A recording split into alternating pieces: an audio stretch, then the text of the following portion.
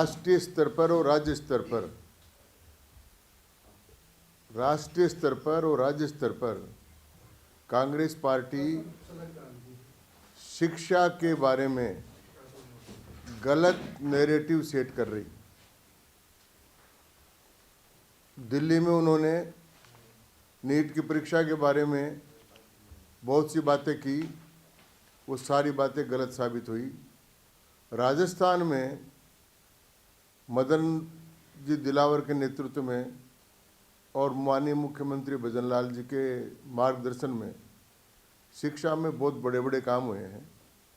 एक बड़ा काम ये हुआ कि एक ही परिसर में जहाँ 2-2, 3-3 विद्यालय थे और उनमें नामांकन नहीं हुआ, तो उनमें अध्यापक जाते और हाजिरी लगा कर आते और दूसरे स्कूलों में अध्यापक उपलब्ध नहीं थे। इसलिए पहला काम ये किया कि एक कैंपस में एक 4 दीवारी के भीतर 3 विद्यालय थे। एक विद्यालय में 20 बच्चे थे, एक में 100 थे, एक में 5 थे।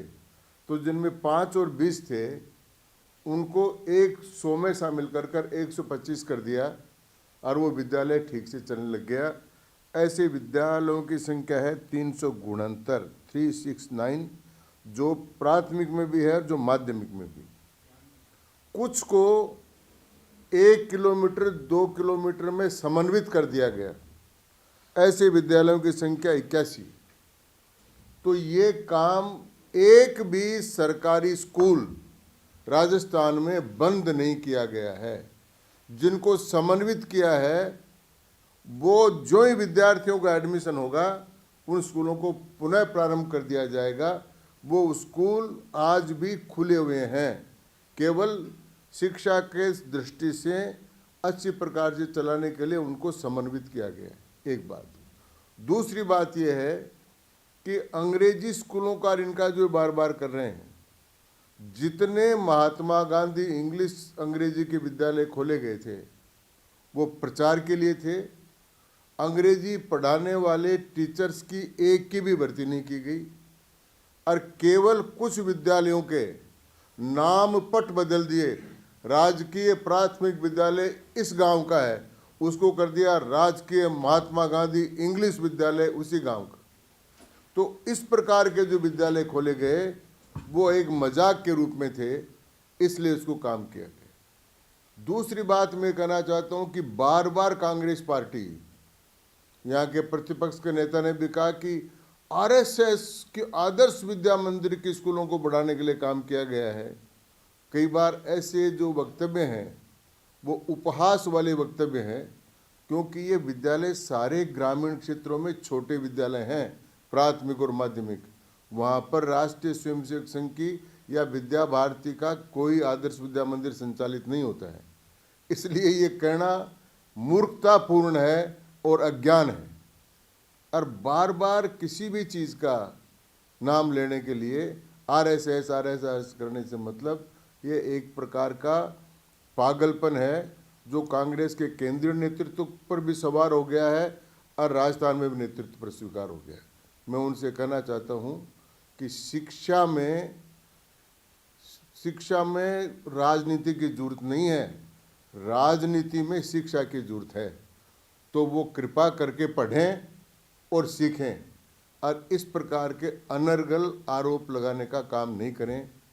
तीसरी बात जो शिक्षा के क्षेत्र में ये है कि भारतीय जनता पार्टी की सरकार आने के बाद में शिक्षा में सांस्कृतिक और राष्ट्रीय मूल्यों की प्रतिस्थापना की गई है। ये कांग्रेस अपनी कल्चर के कारण से उसको बर्दाश्त नहीं कर पा रही है, क्योंकि कांग्रेस की कल्चर, जैसा कि कांग्रेस के नेता कहते हैं, वो इंडियन स्टेट के खिलाफ लड़ रहे हैं। और इंडियन स्टेट का मतलब है एक राष्ट्र, एक जन और एक संस्कृति की जो अवधारणा है उसके खिलाफ लड़ाई करना और भारत को बहुराष्ट्रीय, बहुसंस्कृतीय और बहुलतावादी राष्ट्र बनाना, ये है इंडियन स्टेट के खिलाफ लड़ने का। तो ये सारी बातें जो एक एक करके कांग्रेस वाले बोल रहे हैं, उनकी मूल अवधारणा भारत राष्ट्र की चेतना और भारत राष्ट्र की एकता के खिलाफ हैं। तो कृपा करके शिक्षा के क्षेत्र में इस प्रकार की बात नहीं करें। इसीलिए मैंने आज इमरजेंसी के रूप में आप लोगों को बुलाया है। धन्यवाद। आप कोई पूछना चाहे पूछ लें, जो मैं बातें बोली उनके बारे में। कांग्रेस का आरोप ये है कि हर इलाके में आप कह रहे हैं समन्वित कर रहे हैं कि भाई वो स्कूल वापस खुल सकते हैं, वो कह रहे हैं बंद कर रहे हैं। तो ये थोड़ा सा खुलासा ये है कि समन्वित मैं करता हूँ, एक भी विद्यालय राजस्थान में बंद नहीं किया गया। एक परिसर में अगर 3 विद्यालय थे एक बाउंड्री के अंदर, और उनमें भी जिन विद्यालयों में संख्या पर्याप्त थी उनको चालू रखा गया है।